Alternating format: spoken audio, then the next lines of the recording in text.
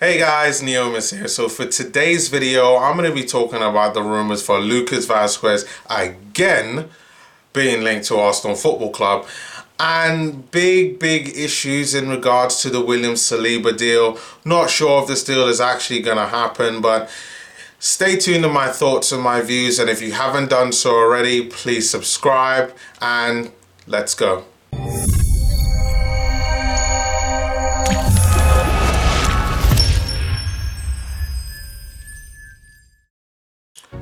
So I didn't put up a video yesterday, and I thought there's nothing out there that I'm really intrigued by. There's nothing out there that caused me to think, you know what, like I want to do a video on that. Whether I agree with it or whether I absolutely can't stand it. But this morning I go up and read these rumors on Lucas Vazquez linked to Arsenal again. That Arsenal are ready to put in a bid for Lucas Vazquez. Now, I did a video about 10 days ago now, maybe coming up to about 2 weeks, that you can go check out on Lucas Vazquez. I've done my little bit of review on Lucas Vazquez, and one thing I will say is Lucas Vazquez, I think he's a hard worker. He tracks back, and you know Emery likes his hard workers that track back. I do think that he does that. However, Lucas Vazquez is Danny Welbeck 2.0. He's a Spanish Danny Welbeck. The guy is not good enough. And when you look at the price tag that they're showing, you're expecting a production, 10 goals, 10 assists, or some type of variation of that. He does not get that. He doesn't get it. And this is a guy that's 28.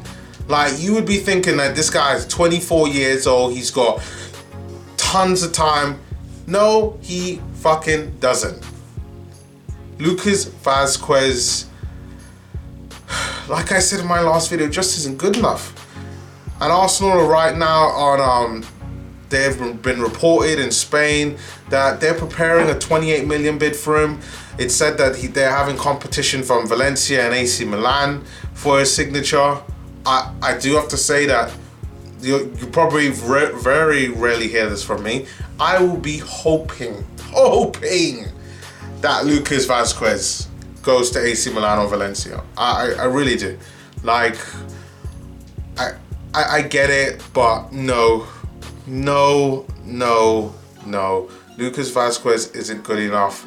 He doesn't score enough goals. He doesn't get enough assists. And nowhere near in his previous seasons has he been able to produce any goal margin or any real substantial goal amounts or assists where you could say, oh yeah, you know what, I'll go take a punt on him. Maybe he will improve in my team. Someone like Danny Welbeck. You could have said Danny Welbeck is a player that only once in his career has he ever scored 20 goals a season, and this is when he was young, probably about 10 years ago. He was on loan at Sunderland, managed to do a job there.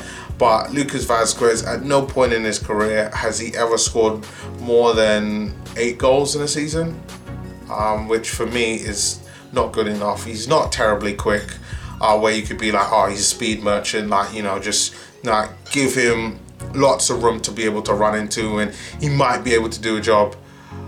So it's one of these situations where Lucas Vazquez to Arsenal, it looks like we're in the shout for him, but I don't want him. I really don't. I'm not looking forward to it. But yeah, that is one of the main news going out there, coming out of Spain.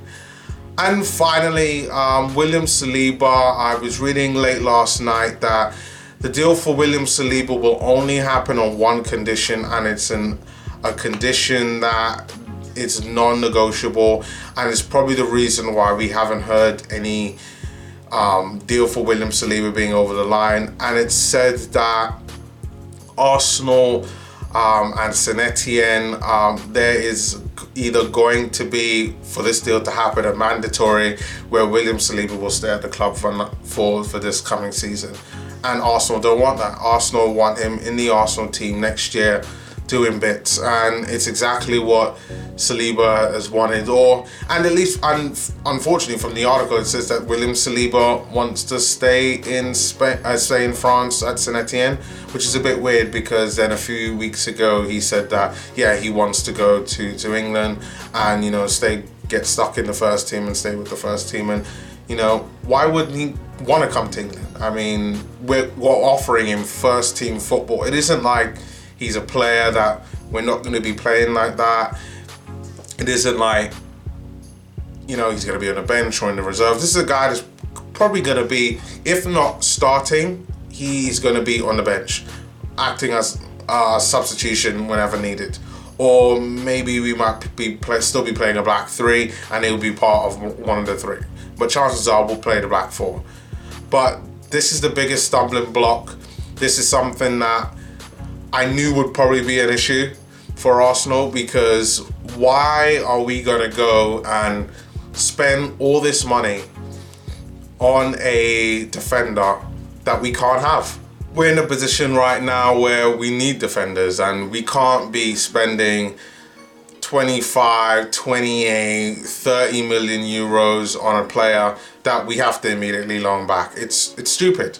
Now, I know it's officially finally come out that Arsenal have more money than they originally led on, which is what I've been saying for the last several weeks, is that Arsenal are a bunch of liars, which they are very good liars, and I'm loving it. I'm loving the fact that Arsenal have more money than they've been leading on. Great.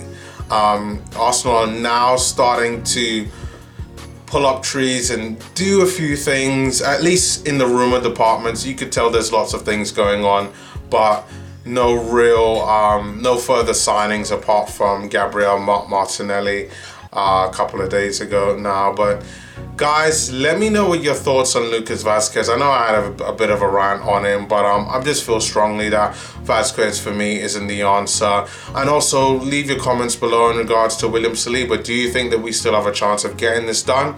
Or should we be looking at alternatives like what we've been hearing about Walter Canman, who I previously did a video for, really good centre-back at Grêmio in the Brazilian leagues.